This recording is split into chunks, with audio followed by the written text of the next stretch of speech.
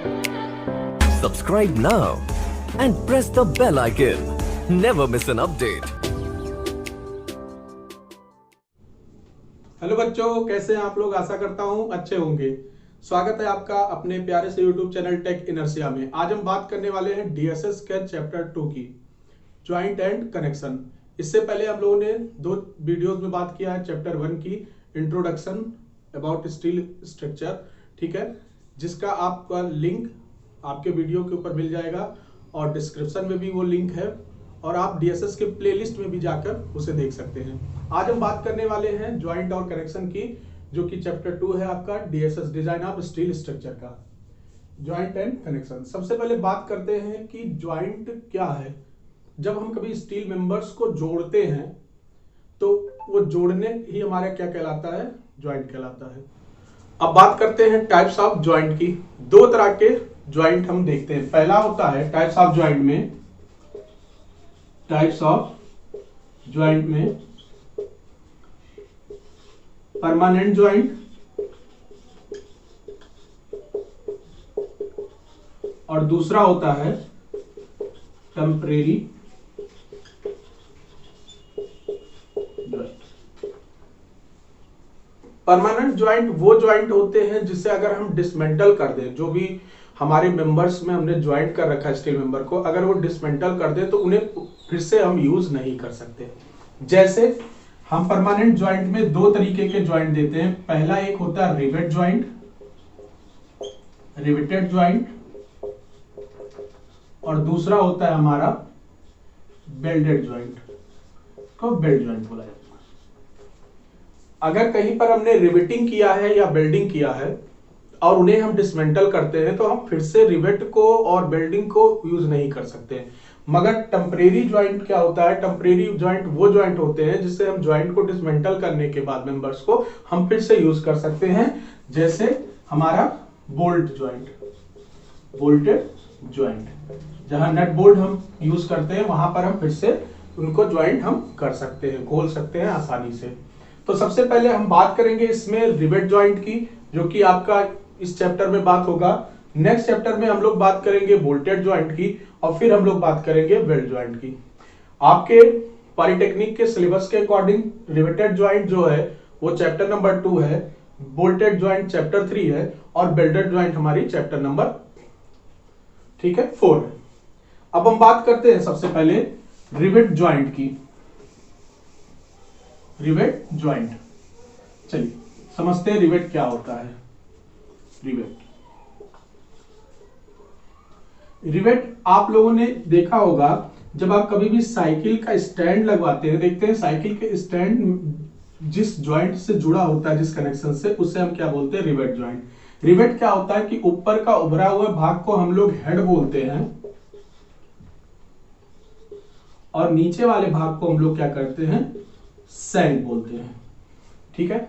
अब जब हमें कनेक्शंस को जोड़ना रहता है, कनेक्शन जोड़ने का मतलब हम 2 मेंबर्स को आपस में एक दूसरे पे रखेंगे। अब जोड़ने के तरीके हमारे पास 2 तरीके के होते हैं। या तो हम लैप ज्वाइंट कर सकते हैं। लैप का मतलब क्या होता है कि जब 2 मेंबर एक मेंबर को दूसरे मेंबर के ऊपर रख के हम लोग ज्वाइंट करते हैं तो वो लैप ज्वाइंट होता है। बट ज्वाइंट क्या होता है? जब दोनों मेंबर को एक ही लाइन में रख के जोड़ा जाता है तो वो हमारी बट ज्वाइंट कहलाती है। तो अगर मान लीजिए किसी मेंबर को हमें जोड़ना है तो हमें क्या करना पड़ेगा कि मान लीजिए एक आपका कोई स्टील प्लेट है और दूसरी स्टील प्लेट है, आप इसे लैप ज्वाइंट से जोड़ रहे हैं, तो इसके लिए सबसे पहले हमें क्या करना पड़ेगा? मेंबर्स में होल बनाने पड़ेंगे और फिर उनमें रिवेट को इंसर्ट कराते हैं।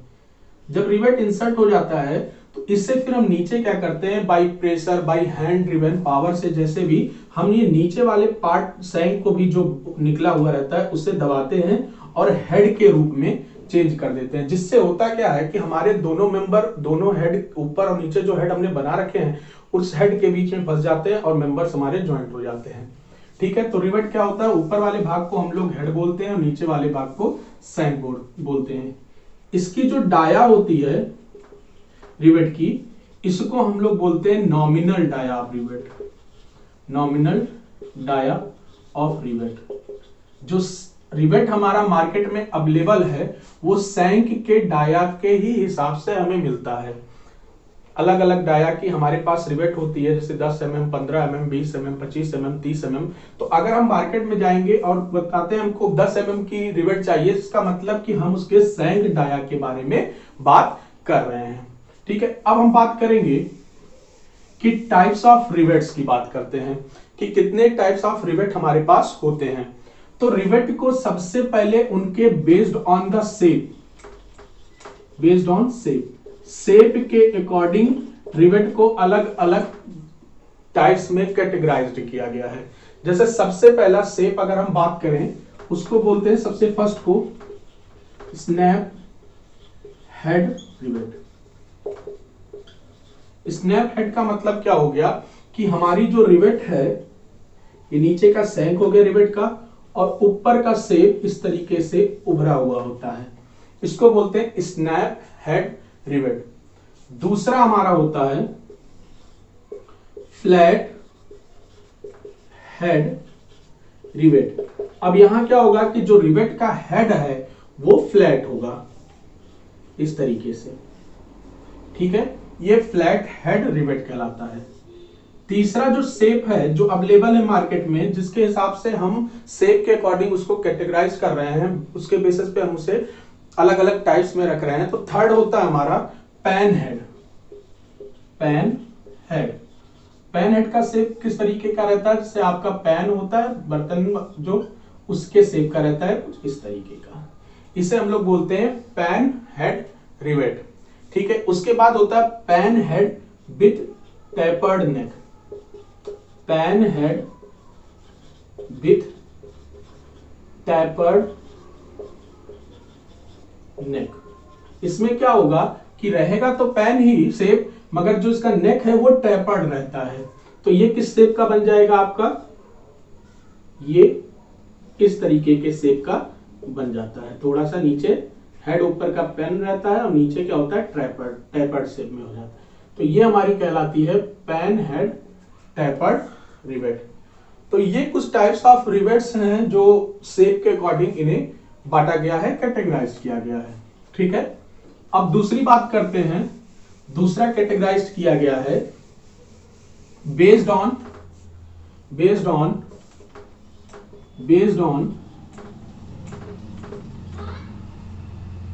प्लेस, मतलब किस जगह पर हम रिवेट का यूज कर रहे हैं उसके हिसाब से भी रिवेट्स को कैटेगराइज किया गया है। जैसे सबसे पहला बात करें तो पहला होता है हमारा फील्ड ड्रिवन रिवेट, और दूसरा होता है हमारा shop driven rivet.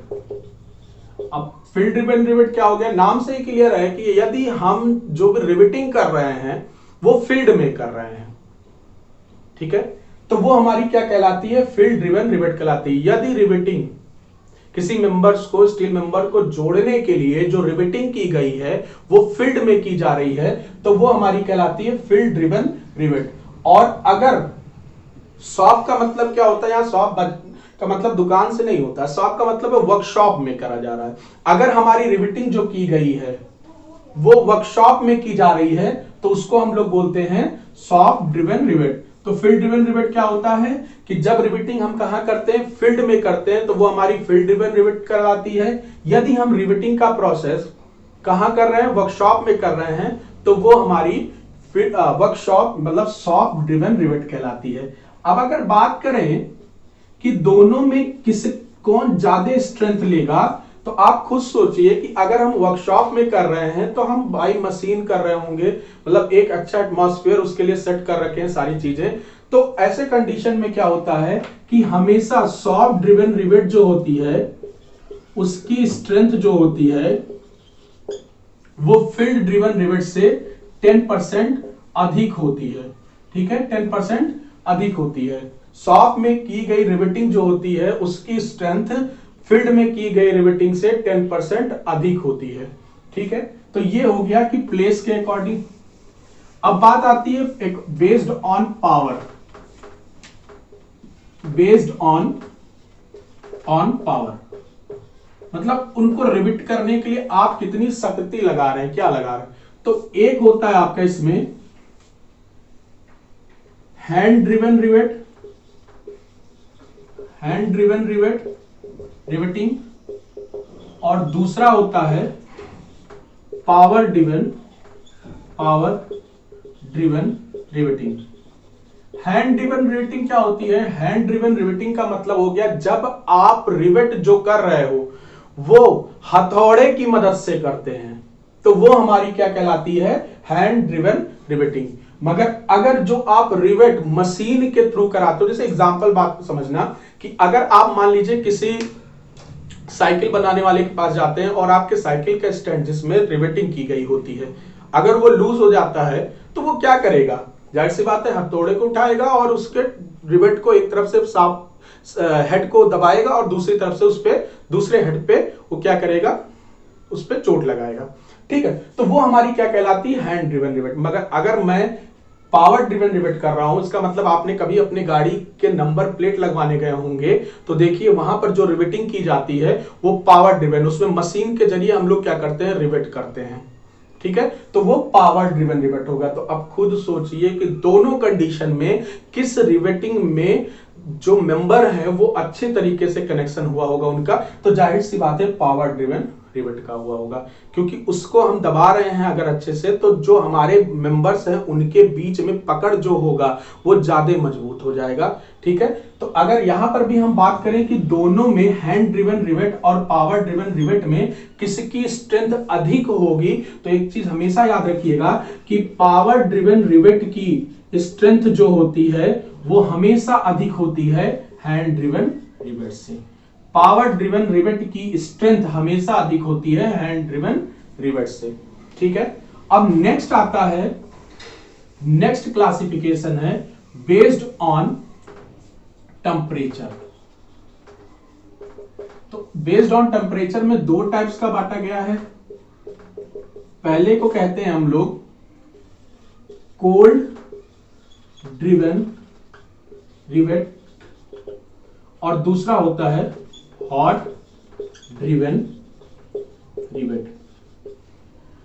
Sir cold driven rivet का मतलब होता है क्या ठंडी अवस्था में किया जा रहा है? क्या कहीं बर्फ इकट्ठा करके करते? नहीं। कोल्ड ड्रिवन रिवेट का मतलब हो गया कि जो हमारा रूम टेम्परेचर है अगर उस टेम्परेचर पर रिवेटिंग हो रही है, चाहे वो हैंड से करी गई हो, चाहे वो फील्ड में की गई हो या शॉप में की गई हो, चाहे वो पावर रिवेटिंग की गई हो, उससे मतलब नहीं। अगर हमारे रिवेटिंग करते समय रिवेट का जो टेम्परेचर है, जो रिवेट का वो रूम टेम्परेचर के बराबर होता है, तो उससे हम लोग क्या बोलते हैं? Cold driven rivet. अब हॉट ड्रिवन रिवेट क्या होता है कि हॉट ड्रिवन रिवेट में हम लोग करते क्या है? सबसे पहले रिवेट को हम लोग पूरी तरीके से रेड हॉट गर्म कर लेते हैं। रेड हॉट गर्म कर लेते हैं, खूब एकदम गर्म कर लेते हैं। जब लाल लाल पूरा गर्म रहता है फिर हम इसको क्या करते हैं? जो मेंबर्स को हमें ज्वाइंट करना है उनके बीच में उस जो होल है उनमें हम लोग रिवेट को इंसर्ट कराते हैं और फिर इसे हम क्या करते हैं? दबा देते हैं। अब इससे फायदा क्या होती है? इससे फायदा ये होता है कि जब आप इसको हॉट किए होगे, खूब गर्म किए होगे, तो इसके जो रिवेट होंगे, सैंक होंगे, वो थोड़े से फैल जाते हैं, लूज कंडीशन में हो जाते हैं। मगर जब ये ठंडे होते हैं ना, तो ठंडे होंगे तो ये करते क्या है कि जो इनका हेड है वो हेड में कंप्रेशन आता है, वो संकुचित होते हैं। जब वो कॉन्ट्रैक्ट होते हैं तो वो करेंगे क्या? दोनों मेंबर को, जो मेंबर हमारे जुड़े हुए हैं, दोनों मेंबर को वो हेड जब संकुचित होंगे तो उसको अच्छे से दबा देते हैं। इससे क्या होगा कि दोनों मेंबर के बीच का जो कनेक्शन होगा वो बहुत ही मजबूत हो जाता है। ठीक है, तो अब बात करें कोल्ड ड्रिवन रिवेट और हॉट ड्रिवन रिवेट की। कोल्ड ड्रिवन रिवेट किस पे किया जाता है? वो हमारे लोगों के रूम टेम्परेचर पे करते हैं। हॉट ड्रिवन रिवेट में क्या करते हैं? रिवेट को पहले रेड हॉट कर देते हैं पूरी तरीके से, फिर उसको हम लोग क्या करते हैं? जब रिवेटिंग करते हैं तो उससे हमारा जो रिवेट है जब वो ठंडा होता है तो वो सिकुड़ता है। जब सिकुड़ता है, संकुचित होता है, तो वो मेंबर्स को बीच में क्या करता है? अच्छे तरीके से क्लैंप कर लेता है, बांध लेता है। ठीक है, चलिए अब नेक्स्ट हम बात करेंगे। ये हमारे सारे टाइप्स कंप्लीट हो चुके हैं। अब नेक्स्ट बात करने वाले हैं वो है हमारी क्लैंपिंग एक्शन क्या होता है। एक टर्म होता है क्लैंपिंग एक्शन। Clamping action. अब क्लैंपिंग एक्शन क्या होता है कि जब हम हॉट कंडीशन में रिवेट को पूरा हॉट कर चुके हैं, रेड हॉट कर गर्म किए हैं, और जब अभी हमने उसकी बात की थी कि जब हम इसको जिन प्लेट्स को हमें जोड़ना है मेंबर्स को, उनमें रिवेट को हम इंसर्ट करा के जब इसको हम दबाते हैं हॉट ड्रिवन अवस्था से, और जब ये ठंडी होती है, तो जब ठंडी होती है तो इसके जो हेड हैं या सैंक हैं वो एरिया संकुचित होती है। अब जब ये संकुचित होती है तो ये हेड क्या होगा, जब ये संकुचन में आएगा तो आप खुद देखिए कि ये प्लेट को बीच में दबाएगा, ये प्लेट को क्या करेगा, बीच में दबा देगा। जब प्लेट बीच में दब जाएंगे तो ये दोनों प्लेट क्या होंगे, अच्छे तरीके से एक दूसरे में कनेक्ट हो जाएंगे, एक दूसरे से सट के बंध जाएंगे। तो रिवेट के हॉट अवस्था में जब हम उसका रिवेटिंग करते हैं और ठंडा होने के बाद जब उसके रिवेट के जो मटेरियल है, जो हेड है, ये सब जब संकुचित होते हैं, तो संकुचन होने के बाद ये प्लेट को क्या करते हैं, क्लैंप करते हैं, बांधते हैं। इसी अवस्था को, इसी प्रोसेस को हम लोग क्या कहते हैं, क्लैंपिंग एक्शन बोला जाता है। इतनी चीज क्लियर है। अब हम बात करने वाले हैं कि क्लियरेंस क्या चीज होती है।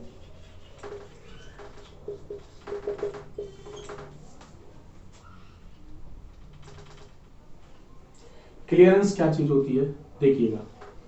अभी जब हमने हॉट रिवेटिंग किया,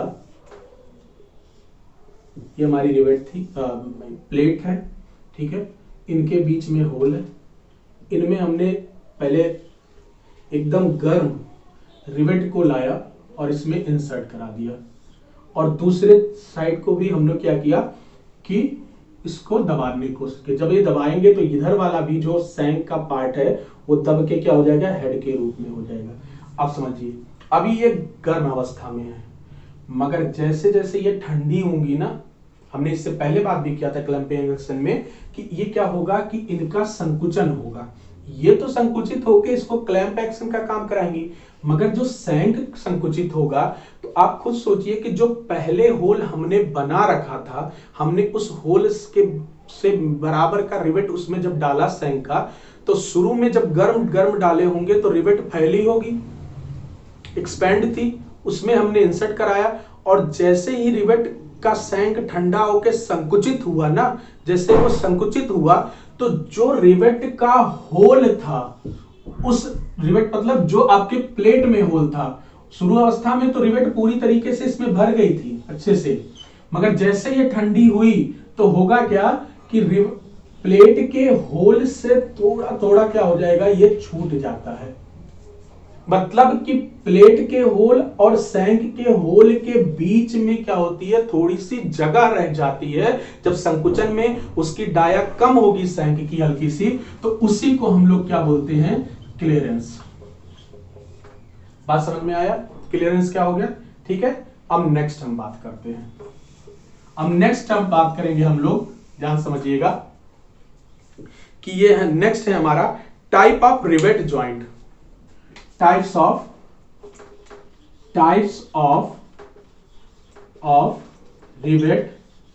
रिवेटेड ज्वाइंट। कितने प्रकार के रिवेटेड ज्वाइंट्स होते हैं, तो भैया रिवेटेड ज्वाइंट दो प्रकार के होते हैं। सर कौन कौन से दो प्रकार के, अब बता भी दीजिए। तो पहला होता है हमारा लैप ज्वाइंट, पहला होता है लैप ज्वाइंट, दूसरा होता है हमारा बट ज्वाइंट, दूसरा होता है बट ज्वाइंट। चलिए अब एक एक करके हम लोग देखते हैं, पहले लैप ज्वाइंट क्या है सर, फिर बट ज्वाइंट क्या है। तो अब हम बात करते हैं लैप ज्वाइंट की। जब दो मेंबर को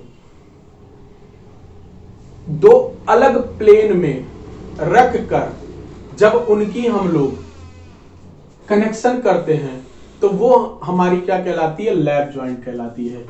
क्या होता है सर, यदि दो मेंबर्स को अलग अलग प्लेन में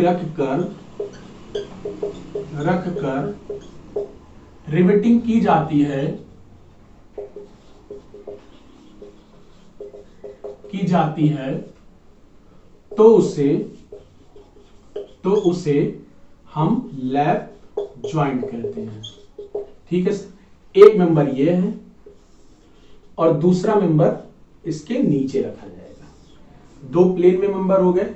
अब इसकी जब हम रिवेटिंग करेंगे ना, इनमें होल करके रिवेट डालेंगे और रिवेट को बांधेंगे जब पूरी तरीके से, तो ये हमारी क्या कहलाती है, लैप ज्वाइंट कहलाती है। अब एक बात और समझिएगा कि ये मेंबर्स तो हमारा आगे तक है अभी, और ये भी आगे तक मेंबर होगा। तो इस मेंबर पर हमारे क्या आ रहे होंगे, लोड आ रहे होंगे। कि जब हमारे दोनों प्लेट एक दूसरे के ऊपर रखी गई हैं और जब उनको हम रिवेटिंग किए हैं तो प्लेट्स पे क्या होगा, हमारे लोड आ रहे होंगे। अब एक डिफिनीशन और लिख सकते हैं, देखिएगा कि लैप ज्वाइंट वो ज्वाइंट होती हैं जिनमें प्लेट्स पे आने वाले लोड का जो लाइन ऑफ एक्शन है वो एक दूसरे के पैरेलल होती हैं या एक दूसरे से कोइंसाइड नहीं करती हैं। क्या कहा कि जब लोड प्लेट पे आने वाले लोड का लाइन ऑफ एक्शन एक दूसरे एक रेखा में ना रहे तो उसे हम लोग क्या बोलते हैं, लैप ज्वाइंट बोलते हैं। इतनी चीज क्लियर हो गई।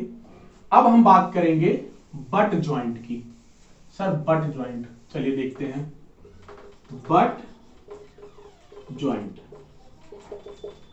बट ज्वाइंट क्या होता है, यदि दो प्लेट्स को एक ही लाइन ऑफ एक्शन में रख के, एक ही समान प्लेन पे रख के अगर हम उनकी रिवेटिंग करते हैं तो हमारी बट ज्वाइंट कहलाती है। जैसे मान लीजिए एक ये हो गया हमारा और दूसरे प्लेट को हम लोग क्या कर रहे हैं, एक ही लाइन ऑफ एक्शन में ला रहे हैं। देखिए एक ही प्लेन में है, एक प्लेट ये है, एक प्लेट मेरा ये हाथ है, और जब हम इसको रिवेटिंग करेंगे तो ये हमारी क्या कहलाती है, बट ज्वाइंट कहलाती है। क्या है सर, यदि दो प्लेट को एक ही प्लेन में रखकर रिवेटिंग की जाती है तो वो हमारी क्या कहलाती है, बट ज्वाइंट। अब बात समझिएगा कि इसकी ज्वाइंट करना हमारे लिए दिक्कत होगी, तो जब कभी भी बट ज्वाइंट की बात आती है ना, तो ज्वाइंट करने के लिए हम लोग एक ऊपर से प्लेट लगाते हैं जिसको बोलते हैं कवर प्लेट। इसको क्या बोलते हैं, कवर प्लेट। ये सपोर्टिव प्लेट है। आपको देखिए अगर इन दोनों के एक दूसरे के सामने है ना तो जोड़ने में आपको दिक्कत होगी, तो इसको जोड़ने के लिए आप लोग क्या करोगे, दोनों मेंबर्स को जोड़ने के लिए एक कवर प्लेट लगा के रखोगे। अब इसमें हम लोग होल करेंगे कवर प्लेट और मेन प्लेट में, और क्या कर देंगे, इसकी हम रिवेटिंग कर देंगे। इसकी हम क्या करेंगे, रिवेटिंग कर देंगे। तो ये हमारी कौन सी बट ज्वाइंट कहलाती है, ये कहलाती है single cover but joint. Single cover but joint. अब समझिएगा, इस पे भी लोड पी आ रहा होगा, इस पे भी लोड मेन प्लेट पे आ रहा होगा, क्योंकि मेन प्लेट आगे लोड लग रहा है तो वो खिंचाव में है। अब समझिएगा कि इसका एक और डिफिनेशन हम क्या दे सकते हैं कि जब दो मेन प्लेट्स की पे लगने वाले, मेन प्लेट्स पे लगने वाले लाइन ऑफ एक्शन, लोड का लाइन ऑफ एक्शन एक ही रेखा में हो तो वो हमारी क्या कहलाती है, बट ज्वाइंट। ये भी डिफिनेशन आप दे सकते हैं। अब होता क्या है समझिएगा कि अभी क्या है ना कि इसमें बेंडिंग स्ट्रेस आ रहा होगा, जो आपकी रिवेट है ना, रिवेट के सैंक पर बेंडिंग स्ट्रेस आती है। तो ऐसे कंडीशन में हम लोगों को क्या ना, डबल प्लेट लगाना पड़ता है, डबल कवर प्लेट्स लगाना पड़ता है। क्यों, समझिएगा कैसे कि एक लोड तो ये है, अब इन दोनों प्लेट के खिंचाव के कारण जब ये प्लेट इधर खिंच रही है, एक प्लेट इधर खिंच रही है, तो कवर प्लेट इनको बांध रखा है। ठीक है, जब इधर वाली प्लेट पर लोड इधर की तरफ आ रहा है, इधर वाली प्लेट को, तो इनको बांधने का काम कौन कर रहा है, कवर प्लेट। तो कवर प्लेट पर भी लोड आ रहा होगा पी, उस लोड का इफेक्ट। अब देखिए कि अगर हम इसके सेंटर, यहां से सेंटर मान ले, जहां पर आपके दोनों कवर प्लेट और मेन प्लेट एक दूसरे पर रखे हुए हैं, इस तरीके से रखें, अगर इस लाइन को हम लोग सेंटर मान लें तो ये देखिए यहां पर इसेंट्रिसिटी डेवलप हो जा रही है और यहां पर भी इसेंट्रिसिटी। तो आपको पता है लोड इनटू परपेंडिकुलर डिस्टेंस के कारण इसमें क्या होगा, बेंडिंग आने लगेगा। ये कवर प्लेट कुछ इस तरीके से मुड़ने की कोशिश करेंगी, जिसके कारण आपके रिवेट के सैंक पर क्या होगा, बेंडिंग स्ट्रेस डेवलप हो जाता है। यही सेम दिक्कत लैप जॉइंट में भी होता है। देखिए लैप जॉइंट में भी बेंडिंग स्ट्रेस जो है रिवेट्स पे डेवलप होती है। कैसे, देखिए ये आपकी एक मेंबर है। लैप जॉइंट में क्या होता था कि जब दो प्लेट को एक दूसरे के ऊपर रख के जोड़ा जाता है तो उसे लैप जॉइंट कहते हैं। ठीक है, अब यहां पर हमने क्या किया, रिवेटिंग कर दी। अब एक लोड ये है, मान लीजिए इसका लाइन ऑफ एक्शन यहां, इसका लाइन ऑफ एक्शन यहां पर भी। देखिए अगर सेंटर से इस पे इसेंट्रिसिटी का मतलब कि लोड जो है किसी भी पॉइंट से किसी डिस्टेंस पर लग रहा है, तो यहां पर भी क्या होगा कि पी लोड और ई, मतलब आप एक पॉइंट से ई डिस्टेंस और पी लोड लग रहा है तो आपको पता है मोमेंट क्या होता है, लोड इनटू परपेंडिकुलर डिस्टेंस, जिसके कारण ये वाला प्लेट जो होगा वो क्लॉकवाइज में जाने की कोशिश करेगा और ये वाले प्लेट को ये एंटी क्लॉकवाइज में घुमाने की कोशिश करेगा।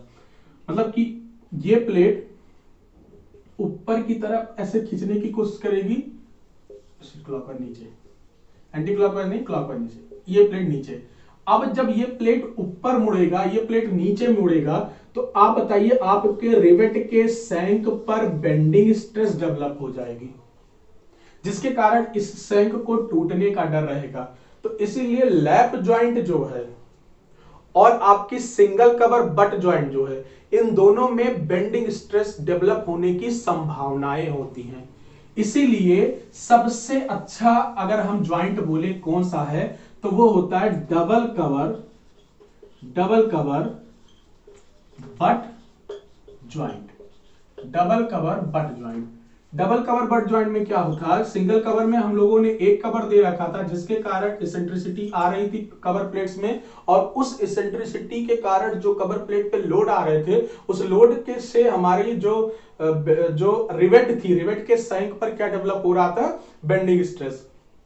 तो डबल कवर का मतलब कि एक ऊपर दे रखेंगे और एक नीचे दे रखेंगे। अब इसको हमने क्या किया, रिवेट कर दिया।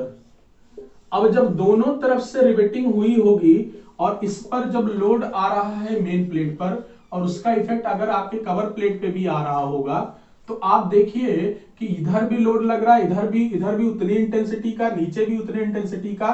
तो इसका मतलब कि जो भी मोमेंट ऊपर से डेवलप हो रहा होगा, नीचे से भी वही मोमेंट, मतलब कि जो मोमेंट ये वाला लोड है, यहां का लोड कोई मान लीजिए पी डेवलप कर रहा होगा, वही नीचे। तो इससे क्या होगा कि दोनों मूवमेंट एक दूसरे का काउंटर फोर्स कर देंगी, तो आपके ये प्लेट किसी भी तरफ बेंड नहीं होंगी। जिससे क्या होगा, जब कोई बेंडिंग नहीं होगी तो आपके रिवेट के पर किसी तरह की कोई बेंडिंग स्ट्रेस डेवलप नहीं होती है। तो एक चीज हमेशा याद रखिएगा कि जो आपका डबल कवर बट जॉइंट है, इसमें there is no bending stress develop on rivet. Butt और दोनों जो जॉइंट्स हैं हमारे, लैप और सिंगल कवर बट जॉइंट हैं, उन दोनों में क्या होता है, हमारा बेंडिंग स्ट्रेस डेवलप होता है। तो इस तरीके से हम लोगों ने आज देखा कि रिवेट क्या चीज है, जॉइंट्स कितने टाइप के होते हैं, टेम्परेरी, परमानेंट। रिवेट के अलग अलग टाइप्स को देखा, उनके अलग अलग बेसिस के हिसाब से, उनके शेप के अकॉर्डिंग, उनको रिवेटिंग करने के टेम्परेचर के अकॉर्डिंग, उनको रिपीटिंग करने के प्लेस के अकॉर्डिंग, और उनको रिपीटिंग करने पे जो पावर जनरेट कर रहे हैं उसके अकॉर्डिंग। फिर हमने देखा जॉइंट्स कितने प्रकार के होते हैं। अब हम बात करेंगे कल के लेक्चर्स में कि जो हम रिवेटिंग कर रहे हैं प्लेट को बट जॉइंट या लैप जॉइंट से जोड़ रहे हैं, तो कितने नंबर ऑफ रिवेट्स लगा सकते हैं। मतलब सिंगल रिवेटिंग भी होता है, डबल रिवेट्स भी हम लगा सकते हैं, ट्रिपल रिवेट्स भी लगा सकते हैं। और फिर जितने नंबर ऑफ रिवेट्स आप लगा रहे हैं, उन रिवेट्स के अरेंजमेंट के बारे में बात करेंगे कि किस तरीके का अरेंजमेंट करें। जैसे 3 टाइप्स के अरेंजमेंट रिवेटिंग में होते हैं।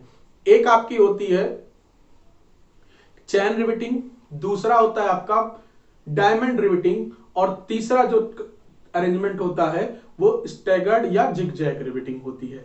तो हम बात करेंगे कैसे इनको लगाया जाता है, अरेंजमेंट कैसे किया जाता है, और कौन सा अरेंजमेंट सबसे आइडियल, सबसे अच्छा अरेंजमेंट होता है जिस पर आपके रिवेट प्लेट की फटने की, प्लेट जब टियर होती है, फटती है, फेल होने की जो पॉसिबिलिटी होती है वो कम होती है। चलिए आज के लेक्चर में इतना ही। अगर आपको मेरा ये वीडियो अच्छा लगा हो तो चैनल को सब्सक्राइब कर लीजिएगा और लाइक और शेयर जरूर करिएगा। अगर आपको इस लेक्चर्स के से लेकर किसी तरह की भी कोई भी क्वेरी हो या कुछ पूछना हो आपको तो आप कमेंट बॉक्स में जरूर लिखिएगा। लेक्चर अच्छा होगा तो जरूर बताइएगा। और लेक्चर नोट्स के लिए आप डिस्क्रिप्शन बॉक्स में जाइएगा। डिस्क्रिप्शन में मेरा टेलीग्राम चैनल का लिंक है, वहां आप जुड़ जाइएगा। वहां आपको आईएएस कोड भी मिल जाएंगे स्टील के 800/2007 और स्टील टेबल भी मिल जाएगी और साथ साथ आपको हर यूनिट्स के नोट्स फ्री में अवेलेबल रहेंगे। धन्यवाद। जय हिंद।